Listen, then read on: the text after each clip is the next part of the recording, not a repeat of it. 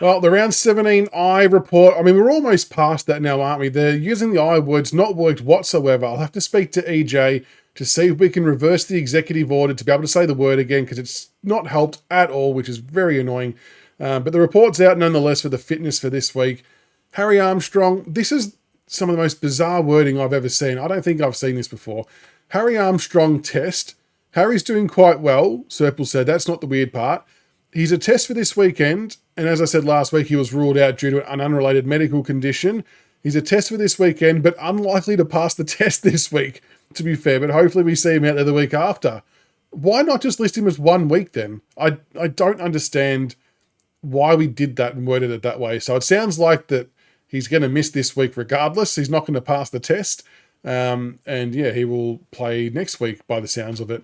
Campbell Gray, knee. Campbell Gray is definitely a test for tomorrow, and he may pass the test for this weekend. So fingers crossed we see Campbell Gray playing some VFL against the Bombers this weekend. He's one that can definitely get himself back into AFL contention, I think, which would be good to see. Josh Smiley, conditioning 1 to 2 weeks. He's doing quite well. He got a viral illness last week and missed out on a block of training, but has come back over the weekend looking quite well, Serple said. Last week, Serple mentioned he was going to be 1 to 3 weeks away, and he's still probably going to be at the back end of that, and we'll probably still hold on to that. So still about 1 to 2 weeks away, and we'll make a call afterwards. So I would scrap the 1 part and just roll with the 2. And then the question, I suppose, becomes, does he play VFL? Does he play AFL? I'm guessing in light of some recent events, the feeling will probably be more VFL than AFL, and I'm completely fine with that. But it'll just be good to see him out in the park playing some type of footy again. Because yeah, we want to see him out there doing some good things. But it's good they're taking the time to get him into physical shape to be able to handle the rigours of VFL, AFL football. Kay McAuliffe, quad 1 to 2 weeks. McAuliffe is progressing quite well. He's out there running fast and kicking a ball, Serple said. We just have to get him involved in a bit more football, and that will happen over the next couple of weeks. He's probably 1 to 2 weeks away. So what are we now? Round 18. So by round 20 AFL, he'll be playing, I assume, VFL football, and then maybe he gets 1 or 2 weeks in there and then comes back into the AFL side. He's definitely one, form permitting, I'd love to see back at AFL level by the end of the year. I thought he was in such good form of such limited game time that he was progressing in really, really good areas. And I want to see him continue that and build into something for next year. But look, if nothing else, with the ones above with Smiley and McAuliffe and whatnot, our VFL team's going to get strengthened quite significantly in the coming weeks as well, as they sort of head towards the end of the year and trying to fight for finals, which is a good thing too. Jasper Elgar, my man, ankle 3 to 4 weeks. Very upsetting, this one. Jasper injured his ankle in the first quarter, and credit to the young lad who got out there and saw the game out. Unfortunately, he's going to miss the next 3 to 4 weeks with a low-grade syndesmosis injury. You could clearly tell he was on one leg out there. And look, I guess some of the commentary I've seen about this is, well, did we or were we right in sending out Jasper again on the back of him having hurt his foot? Did we contribute to it being any worse? I mean, we don't know the answer to that. My hope is that it was assessed as something that can't get any worse by playing. And sometimes in sport, there are injuries like that you sustain in a game. You can't get any worse by continuing on. And because of the Lawler situation, the Ralphsmith situation, and so on, that sometimes you just need another body out there for a rotation. And no doubt Jasper would have had a say in that as well. I really hope that's the case. I'd be pretty pissed off if we sent him back out there and it caused further injury. But 3 to 4 weeks for Jasper, so he'll be back for the latter part of the VFL season. Hopefully he can get back into AFL, because the second game, it was doing some really good things. I want him to continue that. McKelty Lafau, 3 to 5 weeks. McKelty's starting to walk around pain-free and doing quite well. So last week they said it was 4 to 6, and now it gets brought forward a week. So he'll be back in for the last few games of VFL 2. Maybe he gets a call back up into seniors if all things go well. Liam Fawcett, foot, 5 to 7 weeks. Liam had surgery on his ankle last week for a syndesmosis injury. They're going to bring him forward a week, and they're hopeful they can get him back out there for some game time at the end of the year. And this is the thing. So the VFL season rounds don't align to AFL, so there's actually still more VFL football to be played than AFL. So that's why some of these guys are still a chance to come back and play footy at some level and have an impact at the VFL program, which is nice. Thompson Dow Patella, 2 to 5 weeks still. Started running last week but didn't respond too well. So they're back to square one. They're just going to keep working with him and work out what they're going to do by the end of the year. And I worry for Thompson Dow because there's no contract in play as well. I've been on record. I would love to see us offer him a contract. I thought he was having a really, really good year playing his specific role and feeding the ball out to other players.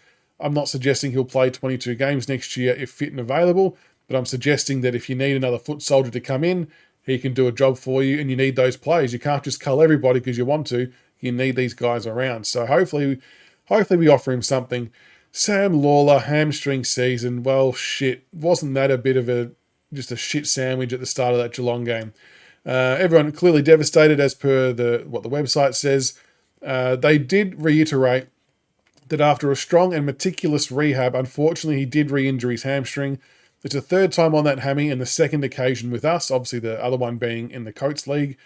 The injury mechanism here for Sam this time was very different to his original injury mechanism. He sustained it in a tackle. Now, there's been a lot of commentary about this. Kane Corns was saying we put him in underdone after 4 weeks when it was actually, I think, 5 or 6. And you've got to take the club at their word because he wasn't coming off a tendon injury before we put him back in. It was just a slight strain that we were overly cautious with and left him out for longer. I would be more concerned if he did this while just chasing a player in a straight line or something like that. That would be, for me, cause for concern with how he handled it.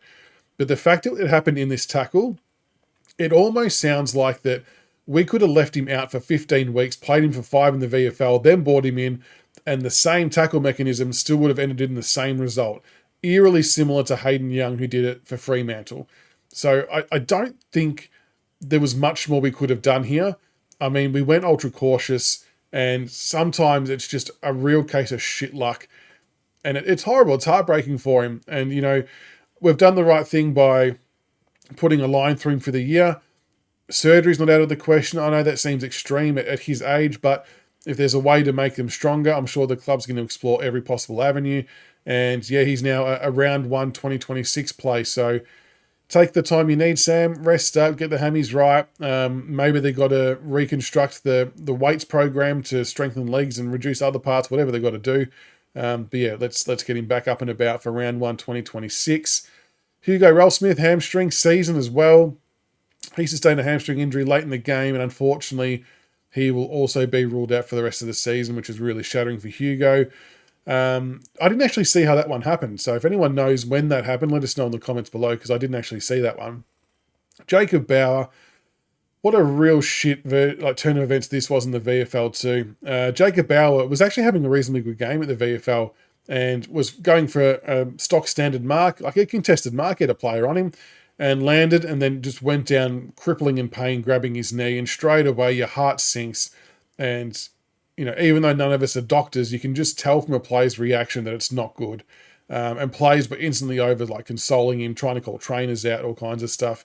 And unfortunately, it is an ACL injury for Jacob Bauer, which has ended his season. And again, he's another one that's got a contract to worry about too. So how that plays out, I'm not so sure. And with what happens with Bolter leaving the side too for a couple of weeks, Jacob was probably in the frame to come into AFL level as well over the next 2 weeks in some way, shape or form.